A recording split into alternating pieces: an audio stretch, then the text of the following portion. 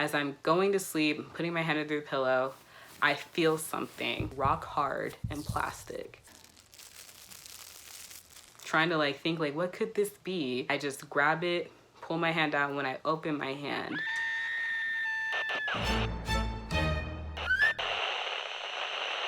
Hi, I'm Lauren. About 4 or 5 years ago, my family and I were traveling to Ohio for one of my brother's volleyball tournaments. And it was my first time that I've ever been to Ohio. And we're staying at a hotel that seemed fine at the time. I would FaceTime my boyfriend at night in the lobby because it was the only place that I could get good Wi-Fi. And it was nice and relaxing to be by myself and away from my family. So I like to be in the lobby. But one night, somebody burst in with a gun, a real gun. This guy went up to the front desk and he was like, "Give me all the money." I was still on FaceTime with my boyfriend when all this was going down. I was freaking out. I'm like, stay on the phone in case anything happens to me. I tried to escape, but because I was the only other person there, I didn't want to make too much noise or draw any attention to myself. So I remember that I was wearing flip-flops at the time, and I had ducked under a table, just kind of surveyed the scene for a second, took my flip-flops off of my feet, and I stuffed them into my shirt so that I wouldn't make any clip-clop noises when I was escaping. And I start crawling around the corner to a hallway where I know that leads to a side door, and I just make it a couple of yards. And then the cops come in and I hear them tackle this guy to the ground. Thankfully, the cops arrested the person. The chick at the front desk was okay. They didn't take any money. No one got hurt. And they apparently heard from the cops that the person who tried to rob the hotel actually murdered someone a half mile up the road. So he came to the hotel where he apparently used to work, and he tried to rob the hotel for all the cash that they had so that he can do the dip and not go to jail for killing that other person. So long story short, stay home, stay safe. Way easier to stay out of harm's way when you're safe inside and not traveling. Hi, my name is Deidre. I've traveled quite a bit growing up. We loved staying at hotels, me and my sister. This time was not nice. I was about 8, 9, or 10, and my parents decided to just tell me and my sister probably Thursday night, "Hey, do you guys want to go to Knoxbury Farm over the weekend?" And we said yes.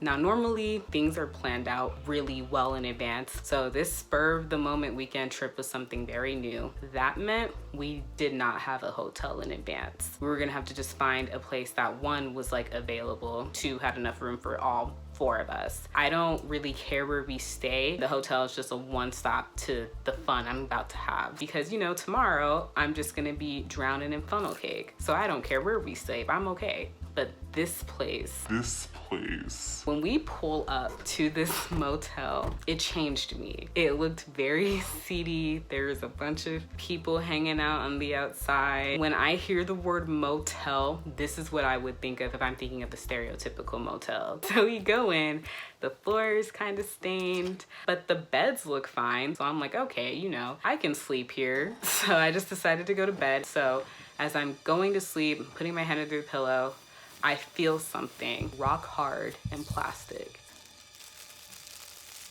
Trying to think what could this be? I just grab it, pull my hand out, and when I open my hand, there is a tooth in a bag. Oh my God, there's a tooth.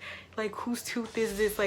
I'm just going off with how disgusted I am. So my mom takes the tooth, she goes to the bathroom, and she gets all of our attention. Me, my dad, and my sister, we just walk in the bathroom, and in the tub, it's just red blotches, faded blotches, looked like blood stains. We just grab our stuff and leave and find a better hotel. And the next day we went to Knoxbury Farm, and I was drowning in funnel cake. So the moral of this story is always check your hotel or motel bedding and check every bathroom.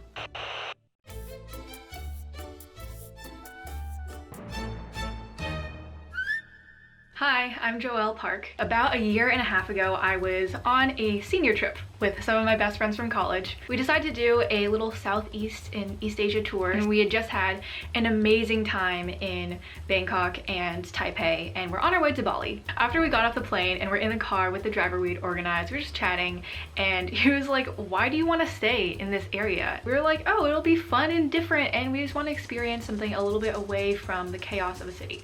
I was personally exhausted after the travel, so I quickly fell asleep in that car ride. About an hour later, I woke up and that's when everything went downhill. Our cab driver couldn't find our hotel. We gave him the address and everything, and for some reason, the entrance was just nowhere to be seen. Not really a great sign. Turns out that we had to go up this winding road up a really steep area that the car couldn't go, so we had to get out of the car, bring our bags up a hill, and then through this like cobblestone area, and what felt like was through other people's backyards. We passed some chickens and made it to this little building with no lobby. There were just a couple folding chairs out and then one woman who was there at a desk. Obviously our driver, who was a lovely human, was like, this does not seem right, but you guys are really insistent, because we were stubborn, and he just gave us his number to be like, you know, if anything goes wrong, like, let me know. And he left. We finally got to our rooms, and you know, things were a little odd that there was no one else staying in that hotel. But we were exhausted. We were like, whatever. We're just gonna freshen up in the bathroom, chill, and get to know the area a little bit. Getting into the bathroom, I noticed that there was this giant spider chilling on the wall, crawling around. It was about the size of my palm. Now, I'm not really a squeamish person when it comes to bugs, but that was a fat spider. So when I'd finally been like, okay, I should probably deal with this, I'm gonna slap it with a flip-flop, good old-fashioned, just get rid of it. It wasn't a crunch spider, it was a splat spider. So it was a little messy. So after I killed the spider and I thought I was gonna be able to shower, all these ants started emerging from this drain, and they were like crawling all over the floors, up the walls, and obviously inevitably onto me and my friend. Honestly, one of the most visceral images I remember was the ants started eating the carcass of the dead spider and carrying it down back into their little drain with them. Oh my gosh, it was so gross.